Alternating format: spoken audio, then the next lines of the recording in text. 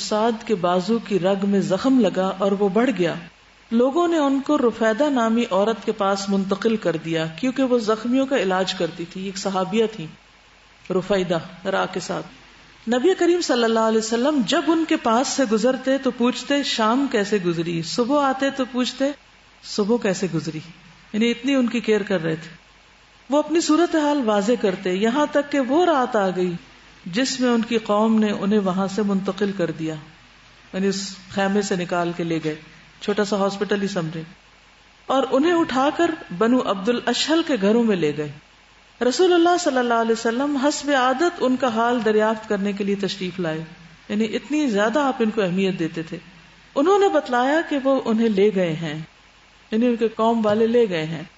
چنانچہ رسول اللہ صلی اللہ علیہ وسلم چل دیے اور ہم بھی آپ کے ساتھ ہو لیے. آپ اتنی تیزی سے چلے کہ ہمارے جوتوں کے تسمے ٹوٹ گئے اور ہماری چادریں گردنوں سے گرنے لگیں. صحابہ نے کہا کہ آپ نے ہم کو تھکا دیا ہے. آپ نے فرمایا مجھے اندیشہ ہے کہ ان کو غسل دینے میں فرشتے ہم سے آگے نہ نکل جائیں، کیونکہ وہ فوت ہو چکے تھے، جیسے وہ اس سے پہلے حضرت حنظلہ کو غسل دے چکے تھے. جب رسول اللہ صلی اللہ علیہ وسلم گھر تک پہنچے تو ان کو غسل دیا جا رہا تھا اور ان کی ماں رو رہی تھی، کہہ رہی تھی او سعد تیری ماں کی ہلاکت اور غم کی وجہ سے. رسول اللہ صلی اللہ علیہ وسلم فرمایا کہ ہر نوحہ کرنے والی جھوٹ بولتی ہے سوائے ام سعد کے. پھر ان کی میت کو لے کر نکلے. بعض لوگوں نے آپ کو کہا سعد کی میت بہت ہلکی ہے، یعنی کہ یہ اٹھانے میں اس کا کوئی وزن نہیں ہے. فرمایا یہ ہلکی کیوں نہ ہو، کثیر تعداد میں فرشتے اترے ہیں، اتنے فرشتے کبھی نازل نہیں ہوئے، وہ تمہارے ساتھ سعد کی میت کو اٹھا رہے ہیں. یہ صحابی کہتے ہیں آپ نے فرشتوں کی تعداد بتلائی تھی لیکن مجھے یاد نہ رہی. ایک اور روایت میں 70,000 کا ذکر آتا ہے کہ ان کی وفات کے وقت ان کے جنازے کے لیے اتنے فرشتے آئے. ایک اور روایت میں آتا ہے کہ عرش الہی ہل گیا. اپنی قوم کے سردار تھے، انتہا درجے کے بہادر، لوگوں کے اندر بھی ان کا بہت مقام تھا. نبی صلی اللہ علیہ وسلم کو بھی ان سے بہت محبت تھی. اور آخری وقت میں کس طرح آپ اس بات کے لیے تڑپ رہے تھے اور اتنی تیزی کے ساتھ چلے کہ میں جنازے میں شریک ہو سکوں ان کے. بنو قریظہ کی غداری اور غزوے پر اس کا اثر. بنو قریظہ رسول اللہ صلی اللہ علیہ وسلم کے ساتھ عہد میں بندھے ہوئے تھے، لیکن اس غزوے کے دوران میں بنو نذیر کے سردار حیی ابن اخطب نے بنو قریظہ کے سردار کعب بن اسد کے پاس آ کر بڑے ڈھنگ سے عہد شکنی پر آمادہ کیا. چنانچہ قدرے پس و پیش کے بعد کعب نے عہد توڑ دیا اور قریش اور مشرکین کے ساتھ ہو گیا. کون؟ کعب بن اسد. بنو قریظہ مدینے کے جنوب میں تھے، خندق کس طرف تھی؟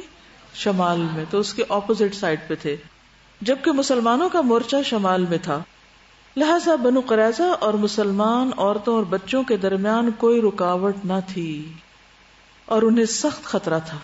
رسول اللہ صلی اللہ علیہ وسلم کو خبر ہوئی تو آپ نے مسلمہ بن اسلم کو 200 اور زید بن حارثہ کو 300 آدمی دے کر عورتوں اور بچوں کی حفاظت کے لیے بھیجا، کیونکہ پیچھے سے غداری جو ہو گئی.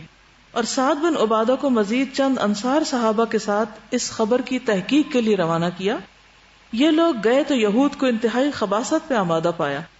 انہوں نے علانیہ گالیاں بکی، دشمنی کی باتیں کی اور رسول اللہ صلی اللہ علیہ وسلم کی اہانت کی. کہنے لگے اللہ کا رسول کون؟ ہمارے اور محمد کے درمیان کوئی عہد و پیمان نہیں. یہ سن کر وہ لوگ واپس آ گئے اور رسول اللہ صلی اللہ علیہ وسلم سے صرف اتنا کہا عزل والقارہ، یعنی جس طرح عزل اور قارہ نے اصحاب رجیع کے ساتھ، وہ رجیع کا واقعہ گزرا نا پیچھے، ان کے ساتھ بدعہدی کی تھی، اسی طرح یہود بھی بدعہدی پر تلے ہوئے ہیں. لوگوں کو صورتحال سمجھ میں آ گئی، زیادہ کچھ کہنا نہ پڑا اور ان پر سخت خوف طاری ہو گیا، جیسا کہ اللہ تعالیٰ کا ارشاد ہے جب نگاہیں کج ہو گئی، دل حلق کو آ گئے اور تم لوگ اللہ کے ساتھ طرح طرح کے گمان کرنے لگے. اس وقت مومنین کو آزمایا گیا اور انہیں شدت سے جھنجھوڑ دیا گیا. اسی موقع پر نفاق نے بھی سر نکالا. چنانچہ بعض منافقین نے کہا محمد تو ہم سے وعدہ کرتے تھے کہ ہم قیصر و کسریٰ کے خزانے کھائیں گے، اور یہاں یہ حالت ہے کہ قضائے حاجت کے لیے نکلنے میں بھی جان کی خیر نہیں. بعض اور منافقین نے کہا اس سے اللہ اور اس کے رسول نے جو وعدہ کیا تھا وہ فریب کے سوا کچھ نہیں، ایک اور گروہ نے کہا اے اہل یثرب تمہارے لیے ٹھہرنے کی کوئی گنجائش نہیں، لہٰذا واپس چلو۔ ایک اور فریق نے بھاگنا چاہا اور نبی صلی اللہ علیہ وسلم سے اجازت لینے کے لیے یہ ہیلا کیا، ہمارے گھر خالی پڑے ہیں، ان کا کوئی نگران نہیں، حالانکہ وہ خالی نہ تھے۔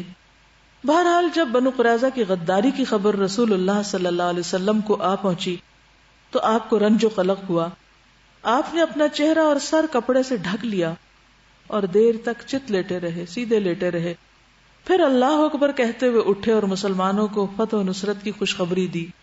پھر آپ نے چاہا کہ غطفان کے سردار عیینہ ابن حصن کے پاس پیغام بھیج کر مدینے کے 1/3 پھل پر مصالحت کر لیں، یعنی صلح کر لیں ان سے جو حملہ آور تھے، وہ بنو غطفان کو لے کر واپس چلا جائے۔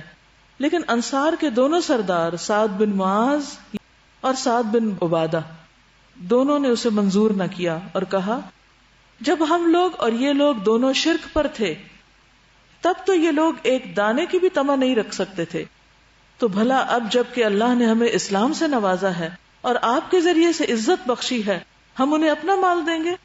واللہ ہم انہیں صرف تلوار دیں گے، ہم نہیں صلح کریں گے ان سے، ہم ان کے ساتھ مقابلہ کریں گے۔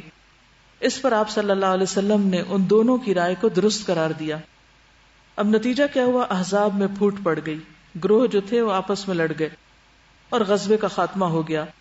اللہ کے کام بھی نرالے ہیں۔ ابھی حالات اسی سنگین مرحلے سے گزر رہے تھے کہ نعیم بن مسعود اشجعی خدمت نبی میں حاضر ہوئے۔ ان کا تعلق قبیلہ غطفان سے تھا، وہ قریش اور یہود کے دوست تھے۔ انہوں نے عرض کیا یا رسول اللہ میں مسلمان ہو گیا ہوں اور میری قوم کو میرے اسلام کا علم نہیں، لہٰذا آپ مجھے کوئی حکم فرمائیں۔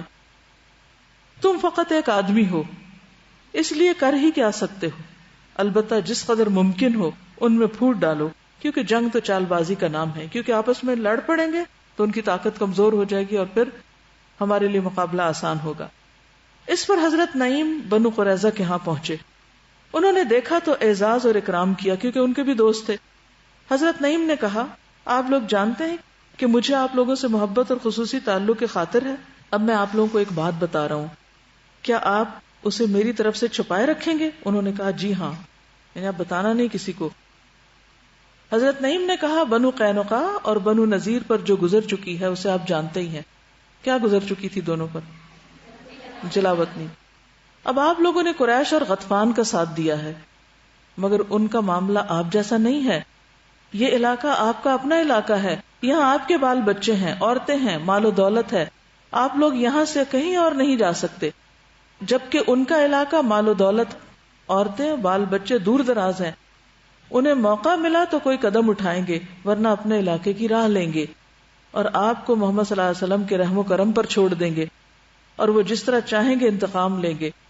یہ سن کر وہ چونک پڑے، بولے اب کیا کیا جا سکتا ہے؟ حضرت نعیم نے کہا جب تک وہ اپنے آدمی یرغمال کے طور پر تمہیں نہ دیں۔ کون؟ قریش، ان کے ساتھ جنگ میں شریک نہ ہونا۔ انہوں نے کہا آپ نے بہت درست رائے دی۔ اس کے بعد حضرت نعیم نے قریش کا رخ کیا اور ان کے سرداروں کے ساتھ ملاقات کرتے ہوئے کہا آپ لوگ جانتے ہیں کہ مجھے آپ سے محبت اور خیر خواہی ہے؟ انہوں نے کہا جی ہاں۔ حضرت نعیم نے کہا میں تو آپ کو ایک بات بتا رہا ہوں، اسے میری جانب سے چھپائے رکھیں۔ انہوں نے کہا ہم ایسا ہی کریں گے۔ حضرت نعیم نے کہا بات یہ ہے کہ یہود نے محمد صلی اللہ علیہ وسلم سے جو عہد شکنی کی ہے اس پر وہ نادم ہے، انہیں ڈر ہے کہ آپ لوگ انہیں محمد صلی اللہ علیہ وسلم کے رحم و کرم پر چھوڑ کر واپس چلے جائیں گے، لہٰذا انہوں نے محمد صلی اللہ علیہ وسلم سے مراسلت کی ہے، یعنی کمیونیکیشن کی ہے کہ آپ لوگوں سے کچھ یرغمالی لے کر ان کے حوالے کر دیں، ہاسٹیج، اور پھر آپ لوگوں کے خلاف ان سے اپنا معاملہ استوار کر لیں، اور محمد صلی اللہ علیہ وسلم اس پر راضی ہو گئے ہیں، لہٰذا آپ لوگ چوکنے رہیں، اگر وہ آپ سے یرغمالی طلب کریں تو ہرگز نہ دیں گے۔ ان کو کہا یرغمالی لو، اور ان سے کہا کہ بالکل نہ دینا۔ اس کے بعد غطفان کے پاس جا کر بھی یہی بات دہرائی اور ان کے بھی کان کھڑے ہو گئے۔ اس باحکمت تدبیر سے دلوں میں شبہات پیدا ہو گئے اور پھوٹ پڑ گئی۔ چنانچہ ابو سفیان نے بنو قریظہ کے پاس ایک وفد بھیجا کہ کل جنگ کی جائے۔ قریش نے یہود سے کہا کہ تمہارے طرف سے آتے ہیں، پیچھے کی طرف سے آتے ہیں اور مل کے مدینہ پہ حملہ آور ہوتے ہیں۔ بنو قریظہ نے کہا ایک تو کل ہفتے کا دن ہے اور یہود کے لیے ہفتے کا دن کام نہ کرنے کا دن، اور ہم پر جو عذاب آیا اس روز شریعت کے حکم سے تجاوز کرنے کے سبب آیا. دوسرے، آپ جب تک ہمیں کچھ یرغمالی نہ دیں ہم آپ کے ساتھ جنگ میں شرکت نہ کریں گے، تاکہ ایسا نہ ہو کہ آپ ہمیں چھوڑ کر اپنے اپنے علاقوں کی راہ لیں. یعنی ہم نہیں جنگ کریں گے، پہلے یرغمالی لاؤ. اس پر قریش اور غطفان نے کہا واللہ نعیم نے سچ کہا تھا، اور قریش نے یہود کو کہلوا بھیجا کہ ہم آپ کو کوئی یرغمالی نہ دیں گے، آپ لوگ جنگ کے لیے نکل پڑے. اس پر یہود نے کہا واللہ نعیم نے سچ کہا تھا. اس طرح فریقین کے حوصلے ٹوٹ گئے، ان میں پھوٹ پڑ گئی. اس دوران مسلمان یہ دعا کر رہے تھے اللہم استر عوراتنا وآمر روعاتنا، اے اللہ ہماری پردہ پوشی فرما اور ہمیں خطرات سے امن عطا کر. اور نبی صلی اللہ علیہ وسلم نے اپنے رب عز و جل سے یہ دعا فرمائی اے اللہ، اے کتاب یعنی قرآن کے اتارنے والے، اے جلد حساب لینے والے، انہیں شکست دے دے اور جھنجھوڑ کے رکھ دے. اللہ نے دعا قبول کی اور مشرکین پر تند ہواؤں اور فرشتوں کا لشکر بھیج دیا. اب آپ دیکھیے 1 مہینے سے محاصرہ ہو رہا ہے، جو بھی حالات ہیں بہت سخت ہیں، تدبیریں بھی ہو رہی ہیں، ساتھ دعا ہو رہی. دعا کے بعد دروازہ فتح کا کھل جاتا ہے.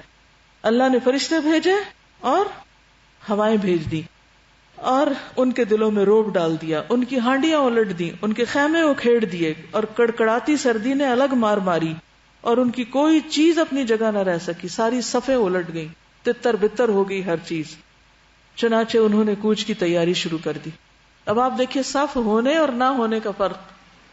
یہاں کیا ہو رہا ہے؟ صفوں میں پھوٹ پڑی ہے. پہلے تو جو پہلے یہ اتحادی بنے ہوئے تھے وہ آپس میں پھٹ گئے. اس کے بعد ہوا چلی، خیمے اکھڑ گئے، ہانڈیاں الٹ گئیں، لوگ بھاگنا شروع ہو گئے، سب صفیں الٹ پلٹ ہو گئی اور وہ جو ہزاروں کا لشکر تھا وہ ہزیمت اٹھا کے واپس گیا. کامن فیکٹر دیکھ رہے ہیں، یعنی ایک چیز جو ان کی شکست کا سبب بنی. اللہ کی مدد تھی، مسلمانوں کی تدبیر تھی، لیکن عملی شکل شکست کی کب سامنے آئی؟ جب صفیں ختم ہوئی. ادھر رسول اللہ صلی اللہ علیہ وسلم نے حضرت حذیفہ کو ان کی خبر لانے کے لیے بھیجا. وہ کفار کے محاذ کے اندر تک گئے اور واپس آئے. انہیں قطعاً سردی نہ لگی، بلکہ انہیں ایسا محسوس ہوا جیسے گرم پانی کے حمام میں ہیں. انہوں نے واپس آ کر دشمن قوم کی واپسی کی اطلاع دی اور سو گئے. صبح ہوئی تو مسلمانوں نے دیکھا کہ کفار کی طرف کا میدان جنگ صاف ہے، کوئی ہے ہی نہیں. اللہ نے کفار کو کسی خیر کے بغیر غیظ و غضب سمیت واپس کر دیا تھا اور ان سے جنگ کے لیے تنہا ہی کافی ہوا تھا. اور اللہ قوی اور عزیز ہے. اس غزوے کی ابتدا شوال 5 ہجری میں اور انتہا 1 مہینے بعد ذی القعدہ میں ہوئی. یہ مدینے پر ضرب لگانے اور اسلام اور مسلمانوں کا خاتمہ کرنے کے لیے دشمنان اسلام کی سب سے بڑی کوشش تھی، لیکن اللہ نے انہیں نامراد کیا اور ان کی سازش ناکام بنا دی. اور ان طاقتوں کے مجموعی طور پر ناکام ہونے کے معنی یہ تھے کہ اب چھوٹے چھوٹے متفرق گروہ مدینے کا رخ کرنے کی ہمت بدرجہ اولا نہیں کر سکتے. چنانچہ نبی صلی اللہ علیہ وسلم نے اس کی خبر دیتے ہوئے فرمایا الآن نغزوہم ولا یغزوننا نحن نسیر الیہم. اب ہم ان پہ چڑھائی کریں گے، وہ ہم پر چڑھائی نہ کریں گے. اب ہمارا لشکر ان کی طرف جائے گا. تو یہ ایک طرح سے مدنی دور کا نصف ہے، جس میں پہلا حصہ ایک طرح سے مدینہ کے اوپر چڑھائیوں کا اور ایک خوف خطرے کا ہے، لیکن دوسرے حصے میں صورتحال اب بدل جائے گی. اوکے، اجازت چاہوں گی. جزاکم اللہ خیرا.